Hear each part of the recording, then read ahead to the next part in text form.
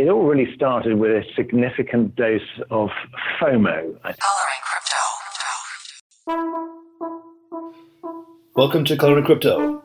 Back in episode 11, we did a fun episode at one of Jackson Palmer's Decentralized Friday meetups. On the way over, I was telling our Uber driver about this podcast, and his question was, what's backing cryptocurrency? Where's the bank? Where's the financial institution? Today's guest is Matthew Sullivan with QuantmRE, and his blockchain company is backing a new token with real estate. Please give me your feedback on Twitter at GabeColors, GabeColors. Enjoy the episode. Matthew, welcome to Coloring Crypto. Thank you very much. It's great to be here. So will you give us just a quick sort of background and your own personal context getting into blockchain stuff? Well, I think it all really started with a significant dose of FOMO, I think is how it's referred to.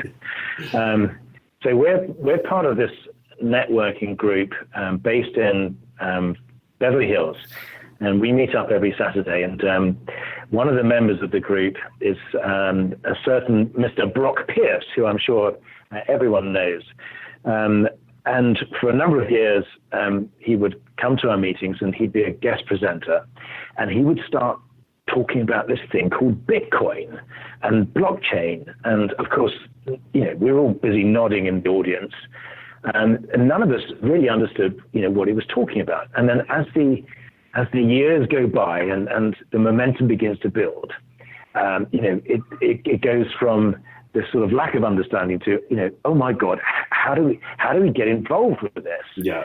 And I think it was a sort of gradual process of osmosis. I mean, obviously some people are far smarter than I am, and obviously got it years ago. But really what we wanted to do is say, well, rather than just sort of jumping on the investment sort of bandwagon and being a hostage to fortune, as it were, what we wanted to do is really take a step back and say, well, let's see if we can understand what these technologies mean in the context of, our backgrounds and, what we know about, and actually do something where we define the policy, where we become an integral part of the blockchain rather than just sort of being a passenger and subject to the, slings and arrows of the, of the market. So that process really started about, 12, 14 months ago, where we looked at, there's sort of three of us that were part of this networking group, and we decided that we wanted to do something that was non-trivial, that actually could leverage the blockchain to its full capacity. So, we looked at where the areas were lacking, and one of the biggest concerns that we had was that we couldn't really predict what Bitcoin or these other altcoins were going to do, because we couldn't understand what the intrinsic value was. And with a background in real estate and crowdfunding, it seemed natural somehow to be able to try and marry those two together so that we could create a currency that leverages the best things about real estate, which is transparency and value and solidity, and the best things about the blockchain, which is the flexibility and efficiency and velocity that it provides. And after much sort of head scratching and coffee drinking, more like head banging actually, we came up with QuantmRE, which is this ability to create tokens backed by real estate assets. Let's come back to QuantmRE, and I want to just go back to that initial entry point you talked about. You had a meetup in Beverly Hills. Brock Pierce would come and present, and you kind of made aware of the whole blockchain thing. What was the theme or context of that meetup originally? Just like entrepreneurs? It's a group of entrepreneurs, business leaders. We meet up every Saturday. It's run by a chap called Ken Rotowski. The group is called METAL, which stands for Media, Entertainment and Technology Alpha Leaders. And it is a fantastic group of people who are some of my the closest friends and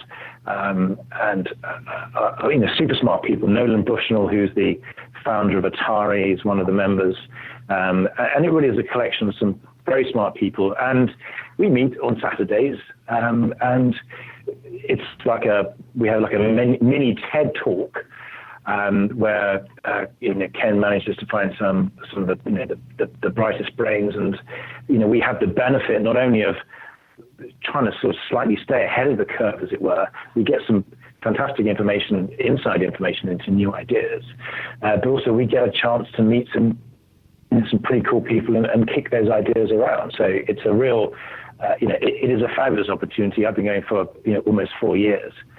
Pretty much ever since I came over to the US from the UK, and it's been incredibly important to me in terms of getting me in front of some of the most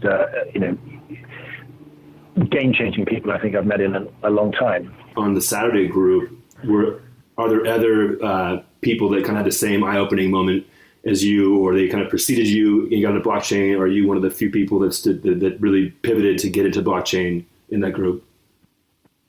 No, they were much smarter than me. They did it much earlier than me. I was the laggard. No, but we've got. So David Moss, who was one of the key architects at EOS. He's one of the members there. He's one of our advisors. Obviously Brock's a member there. We see him occasionally. But no, there's been, and also William Quigley. He's one of the members. William Quigley, who was the part of Opskins and founder of Wax token. So those guys have been in blockchain for decades, which is the equivalent of several millennia in normal timescales. I think we took our time, but I think it's like everybody really. When I first heard about blockchain. The first time I heard the word blockchain was at a crowdfunding conference 4 years ago, and Tim Draper was talking about the blockchain, and I can tell you that I don't think anybody in the audience, apart from probably one person who probably owns their own island in the Mediterranean now, actually understood the implications of blockchain. So I think it's only very recently that people really begin to understand what it is and what the implications are. And even now, we're still very much, page 7 of a 1,000-page novel.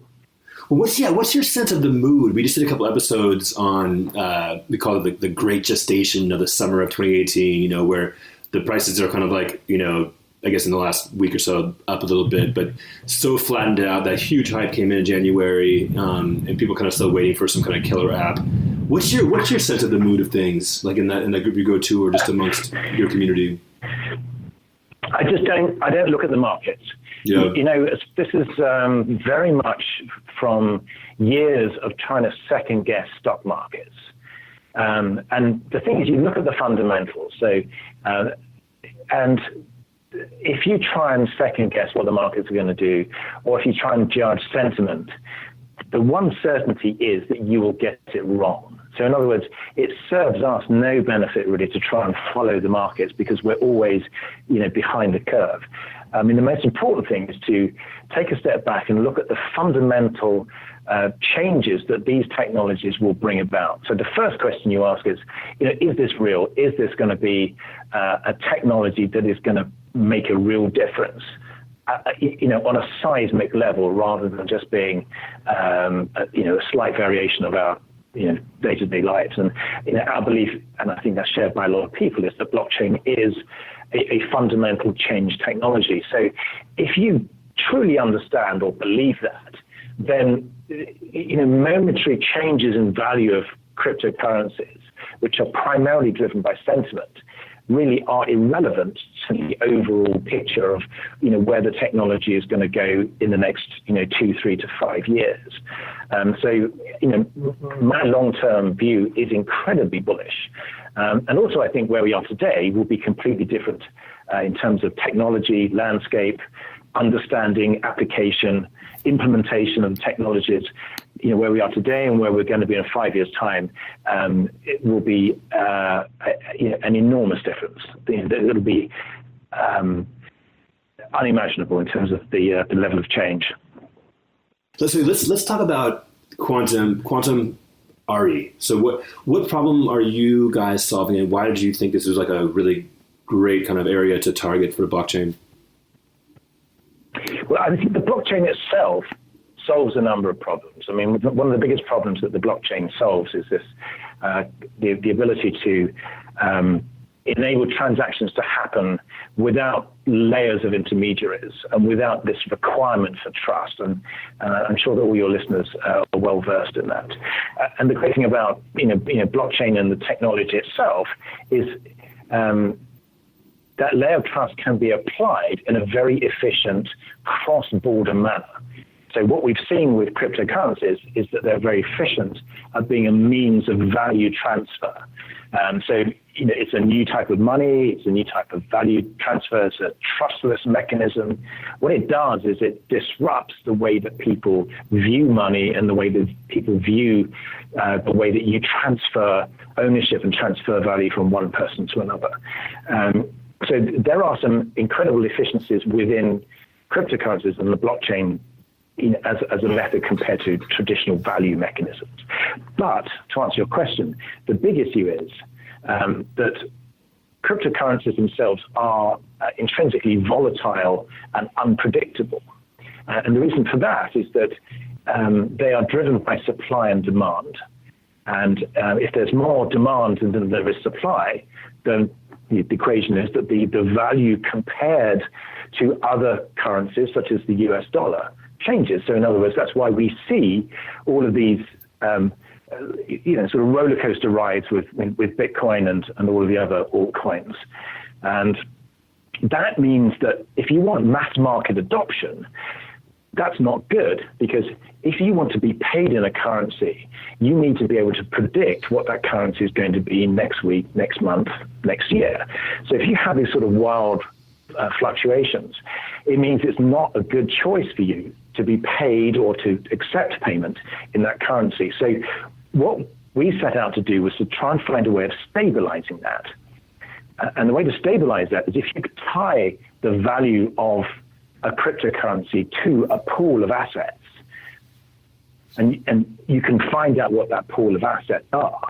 And if that currency is a representation, or that cryptocurrency is a representation of that pool of assets, then that cryptocurrency, the volatility curve sort of flattens out and it becomes more predictable. Very similar to if you go back a number of years when the US dollar was backed by gold.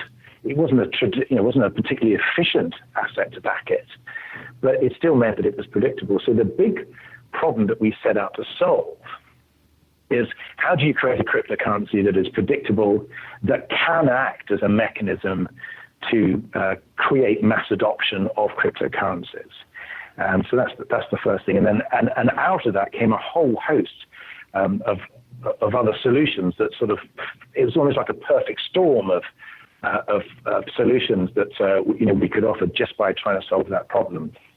It reminds me of back over the holidays, I was in an Uber and actually recorded a podcast episode where we interviewed everybody. And the Uber driver was, I think it's from Nigeria, but he basically, his complaint was, what is this stuff backed by? Who's backing it? Who's backing this cryptocurrency stuff? And I think you're bridging one of like the conventional kind of complaints about or confusions that a lot of people have around cryptocurrency. If you can actually say this is truly backed by something tangible like real estate, which everybody gets, that's kind of an interesting jump. But then you're saying that was one piece of it, and it kind of like just opened up other fitting pieces. Maybe you can explain more of that. Yeah. So the next question is, well, and the reason we looked at real estate is because it's an enormous asset class. So it's much easier to find real estate, and also people understand real estate, and also real estate is it's predictable. There's an enormous amount of research is done on real estate on a daily basis. But the particular asset class that we chose is equity in single-family homes. So the next, and I think this is almost a killer app, even though we call it ourselves. But if you're a homeowner, the big problem you have is you can spend years building up equity value in your home. But the problem is it's dead money as far as you're concerned, because unless you are able to borrow against that equity as security, you can't unlock the value of your home. So you find yourself in a position where you spend years paying down your mortgage. You might own your home outright. You might also be in a position where you can't afford, to go to the shops because you've got no cash. Yet you're sitting on $500,000 worth of assets. So what we do is we've teamed up with a company that historically has originated tens of millions of dollars of this type of asset. So we say to homeowners, we will buy a percentage of the value of your home now. Here's a check, spend it on whatever you want. And when you sell your house, we have our money back and we share in the appreciation of your house. So if your house has gone up in value, some of that money comes to us depending on how much you released in the first place. So that's the asset that we use. So we're helping homeowners release money that's locked up in their homes. So that's a social good. And they're so just so I totally get that piece, is this would this be a direct alternative to just refinancing? Like family wants to get money out of the cash to use to do a remodel or something, or for anything, and they do a refinancing. When you're saying here's another way to do it, or does it open up a whole other sort of marketplace? It does. That's exactly what it does. It means if you're sitting on an asset and your home is your biggest asset, we turn part of that asset into cash, and we do it without debt. So in other words, we're not lending you money. We're simply buying the rights to a particular piece of your house, which is then exercised at the point that you sell your house. So we're buying an option to participate in the future appreciation of your house. So that's how we make our money. We don't make it by debt, where you owe us the money whether your house goes up or down. What we say is that we will give you capital now in exchange for a partial ownership of your home, which is exercised at the point that you sell it. But the answer to your question is yes, absolutely. It's an alternative to equity lines of credit, to second charge mortgages, to reverse mortgages. All these debt-based mechanisms, we compete with those. And the most important point is, other than having no monthly payments and no debt, you can spend the money on whatever you want, because a lot of these refinance programs restrict you to, putting in that new kitchen or that extra room. So how do you deal with the unpredictability of when or if the family sells their home? Well, if you have a large pool of assets, you've continually got assets moving in and out of that pool. And if the token is a representation of that pool of assets, you get stability, you get predictability and diversification. So you're not, our token is not pegged to an individual property. So you have a token which is a representation of a pool of assets that sit on our internal blockchain. So in other words, as capital moves in and out of that environment, it's effectively pooled, and you become the owner of a percentage of that overall pool of assets.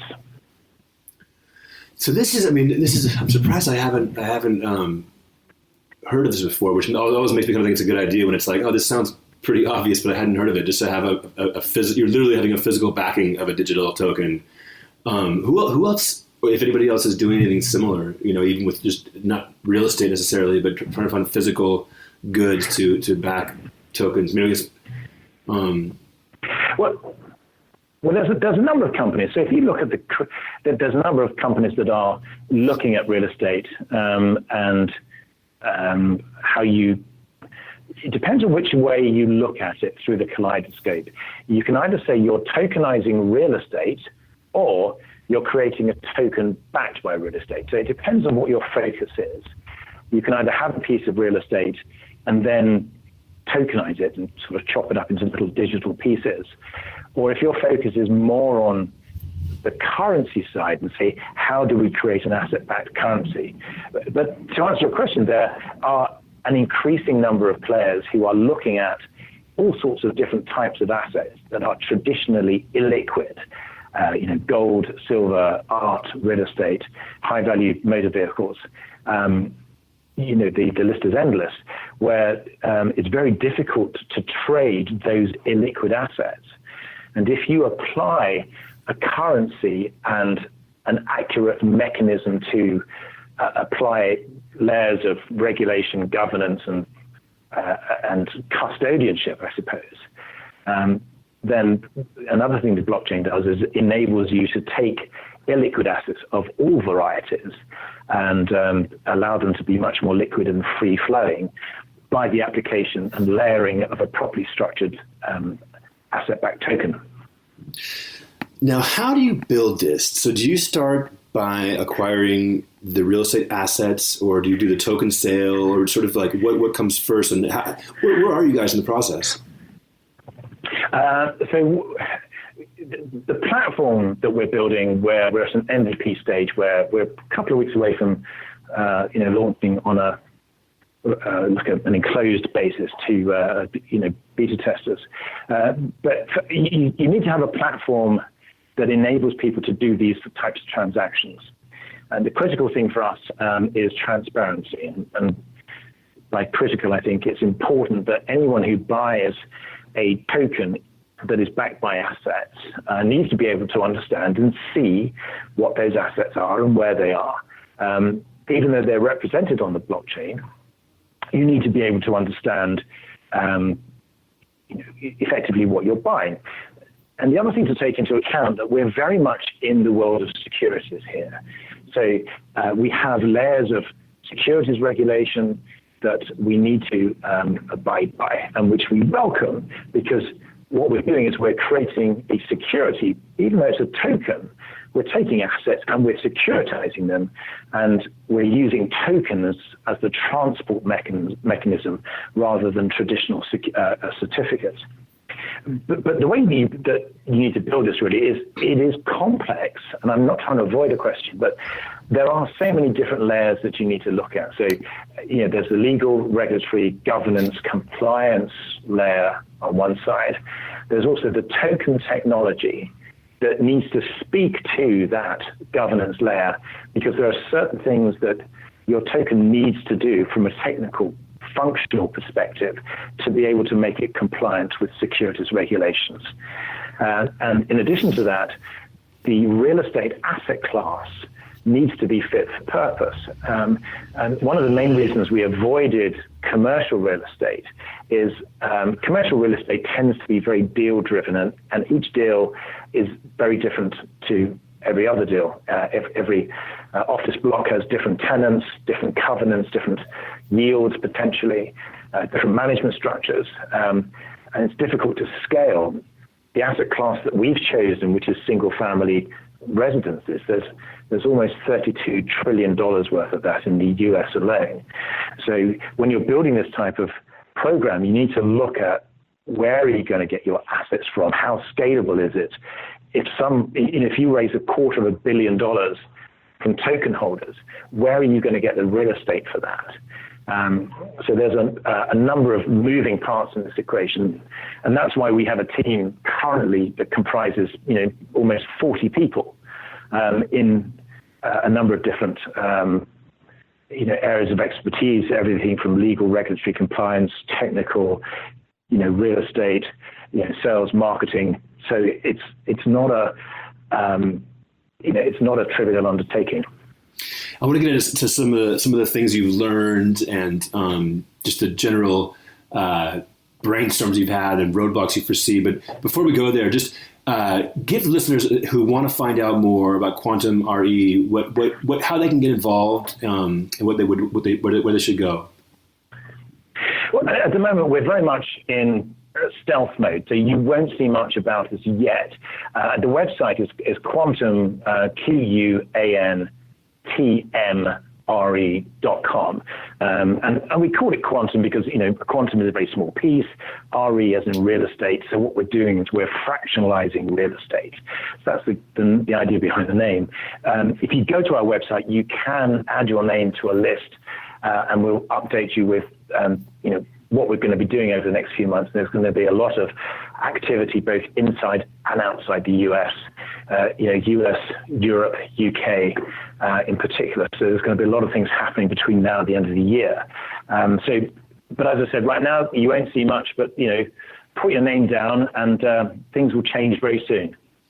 So I'm curious, I can only imagine the number of legal documents and regulations in the whole world, but thinking in terms of just the way the product works, this is what I was imagining. I was thinking, God, this would be amazing. Once, whether it's 5, 10, 20 years when real estate and property deals are actually done on the blockchain, and the blockchain in some form is, setting up ownership of a house, how great would it be to have your product have a smart contract that automatically triggers on the sale of the house and just, distributes that money amongst the people, or I guess amongst the token holders or whatever. But I mean, at this point, I'm curious what you guys are doing as you come across brainstorming the right solutions and deciding how much is going to be, old school paperwork and what you can automate and what you can centralize or decentralize and what you have to centralize. What have been some things in the process in the last year of building this where the challenges and the big conversations you and your team have had? Well, it's a combination, really. I mean, what you can't do really at this stage is stampede to decentralization. Yeah. Because the technology doesn't exist to provide you with a robust alternative to traditional enterprise level centralized technologies. So, one of the discussions we have on a regular basis is this sort of, the purity of decentralization. And, conceptually, we understand it and we are fully in favor of it. And it's a primary component of the blockchain. But the important thing from our perspective is if we are to build a banking grade infrastructure, you can't do that exclusively on current blockchain technologies because they are the equivalent of a 56K modem, when what we really need is a 20 gigabyte pipe. And that's going to change. The rapid growth of blockchain technologies will enable more and more of these types of platforms to be built on a decentralized basis. So the first point is, how do you pick your technologies? Yeah. And your technologies comprise, legacy systems, some of it's paper driven. And you've got to create flows that incorporate the way that things happen right now and have a migration path to move them over time onto more efficient technologies, some of which may be blockchain and some of which may continue to be enterprise-grade systems because, privacy is a very important part of what we do. So we have to, you look at the outcome that you want, and the outcome that we want is to be able to take an asset, which is a real estate asset, and enable it to be traded freely on using a blockchain token. So to get there, the pathway is a combination of traditional legacy systems, and you can't simply replace everything with the technologies. So I hope I'm answering your question, but there aren't any showstoppers. If you look at the process, part of that process is going to be paper driven, and the reason for that is a number of the customers who want to sell equity in their homes simply are not used to working with computers. They're not used to going online. They may be seniors. So we have to use traditional technologies that are fit for purpose in that instance. And sending someone an application form in the mail is the technology in that situation we need to use. But that doesn't, that doesn't make our process any less efficient at the other end when that asset is then tokenized. What are you thinking, in terms of getting homeowners to, to get the concept, to trust? Like, what's going to be the hardest thing? What are you finding is the hardest part about this? Well, we've done a lot of research on this, and trust is one of the biggest factors. And the important thing for us is not to confuse the ability for someone to get access to money and the blockchain. In other words, we all live, eat, and breathe blockchain, so we have a much better understanding of what it is compared to the average person in the street, to whom blockchain is still is still a mystery, frankly. So if we were in our messaging to spend too much time talking about tokenization and blockchain and fractionalization, we wouldn't be able to communicate our message very efficiently to the people that we want to, which is the people whose homes we'd like to help. And so the biggest challenge really is, how do you create a way of communicating with customers that doesn't confuse them, but yet at the same time where you don't lose parts of your message. And the research that we do and we've done and we continue to do really points to trust as being one of the most important factors. And if someone is going to trust this new technology and this new company, we have to be able to prove that their data is safe with us, that the contracts are reliable and trustworthy and legitimate. And so there's a number of factors that we have to do, really, because, as I said, trust is the most critical factor in this space. And so if a homeowner signs up and they decide they want to sell, let's say, 2% of the equity in their home, are they getting QuantmRE tokens, or are they getting fiat? No, we give them traditional US dollar tokens. The good old-fashioned US dollars. We give them this. The concept we're using is we pay them in money, but that's because over time we can migrate to some other type of value mechanism, but we're not there yet. So that's what I'm saying. The message is, if you're a homeowner, we will pay you in dollars for a percentage of the value of your home and the right to to share in the appreciation or the depreciation with you. It's a partnership, so we're in for the up and the down ride with you. But in exchange for that, we'll pay you in dollars because that's what you want and that's what you understand. Over time, then we've got a lot more flexibility as to how those payments are made and how we incentivize people to accept cryptocurrencies rather than dollars. But that's phase 437. Right. And is this starting out? I'm assuming it's starting out U.S. only, but long term there would be a global vision for it. Yeah, I mean the U.S. market. I mean, it's when you start doing the research on this, you realize how unfeasibly huge the U.S. real estate market is just for single-family homes. $31.8 trillion if you look at the aggregate value of people's homes in the U.S. And over time, we want to be able to offer this service to other jurisdictions, other countries. But it's not because we're going to be short of assets.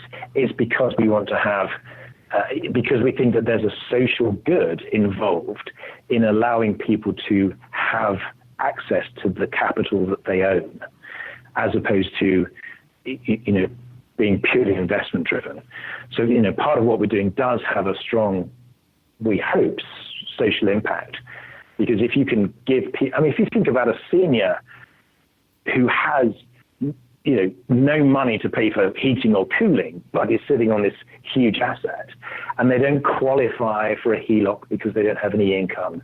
They don't qualify for a second position mortgage for the same reason. If we're able to provide them with capital that they don't have to pay back with interest, it's very useful to them. So that's why we want to move into other countries, because we think there's a social benefit of doing that. What would be the possible downside? Not to be negative, but the crash of 2008. How do you guys look at latching everything to real estate? Well, again, the thing with real estate is it can be an inch deep and a mile wide. So I think a lot of the questions we get frequently are all around that sort of thing. What about if there's another crash? How do you deal with with the collapse in the real estate market? And the thing about real estate as a whole is it's not like a company on NASDAQ, where if that company has a bad set of figures, the shares in that company go down. Real estate is a very localized market. So houses in one region may be going down, but in another region they could be going up. And so if you have a very wide, diversified pool of real estate assets, then you restrict or reduce your opportunity to suffer from localized, market collapses. If there's a global real estate market collapse, we have generally probably got slightly bigger problems to worry about. Yeah. But the other thing to remember is that our token is a representation of that asset. We don't leverage that token. That means the token, and no one owes anything under this. So in other words, we don't have payments we have to make. The homeowners do. So a number of the reasons that the markets collapsed back in 07 and 08 was because of that enormous leverage. Now, we don't have leverage, so there's a whole list of things that we're doing as financial engineers and fund managers and real estate investors to add diversification and hedging and protections to try and reduce the downside as much as possible. But having said that, it's an investment and there are risks associated with that. But if we can make people understand what those risks are, at least they're making informed decisions. I know I kind of began the call asking you, what your thought was on the current mood. I want to kind of get around to that a little bit. And you said you don't watch the prices. QuantmRE could be the killer app that people, really take note of the impact of the potentials of blockchain. So a question I often ask is how do you separate the signal from the noise, both in your business and just generally, learning and understanding the blockchain and the news? Who do you follow? What kind of methodology do you use to figure out what's going on? I think the important thing is to look at, it's the same as any investment where if you focus more on the fundamentals, that is the signal. The noise is really the interpretation of those fundamentals. And the signal to look at in blockchain and technologies is really what the ultimate applications are going to be, and whether or not some of the it's a very large startup marketplace, basically. And if you think about the companies that are developing technologies that are issuing coins, some or most of those will fail because they are startup companies. And the rule of thumb is that most startup companies fail. And that's not a bad thing. They fail because of a number of different reasons. Nothing to do with the intrinsic nature of what they're trying to do, but just because they're dealing in so many different unknowns. There are so many moving parts. Sometimes it just doesn't happen. And what happens then, the team go back and they rebuild and start again. But I would suggest that the more knowledge you have, or the more understanding you have of the long-term benefits of where this technology is going to lead us, and why blockchain is so important, and why the changes are going to be so seismic in a positive way, then that allows you to take a much more long-term view. Because if you have absolute confidence in the value of the technologies and the change that they will bring, then short-term price changes become less relevant to you because your horizon becomes much longer. And also, it's very bad for your health, frankly, to be overexposed to an incredibly speculative asset class, because, the first thing you do in the morning is look at what is the price of Bitcoin or Ether or Ripple or whatever you're in, and so you become hostage to the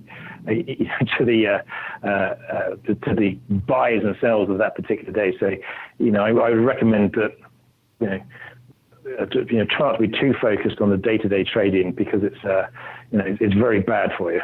How long have you been in Los Angeles? Is it 4 years? Yes, just over 4 years. And where were you before? I came here I've lived all my life in the southeast of the UK, so just a little bit southeast of London. So I came here.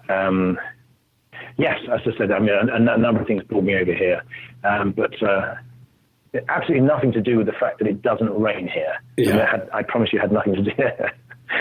So I don't miss that one little bit. I think we had like 5 minutes of rain yesterday. In the last month for the year, yes. Yeah. I'm curious, like your sense, having spent most of your life across the Atlantic and coming to Los Angeles. I'm curious what people think of the different blockchain cultures, on like the West Coast, Seattle, Bay Area, Los Angeles versus like New York or something. But I'm just curious if you have any thoughts on the general tech culture, blockchain culture, in contrast to where you're originally from. Yeah, I think really, London, I spent a number of years in the city as a financier, and London is much more, I would say, bound by, it's an interesting conundrum, because you would imagine that London is always going to be behind the eight ball because it's very traditional. But funnily enough, the Financial Conduct Authority and the regulators in the UK have taken a much more open and embracing view to cryptocurrencies and cryptos in particular, not necessarily blockchain. So if you talk about it from a finance perspective, Financial Conduct Authority in the UK has been very flexible, very willing to work with market participants.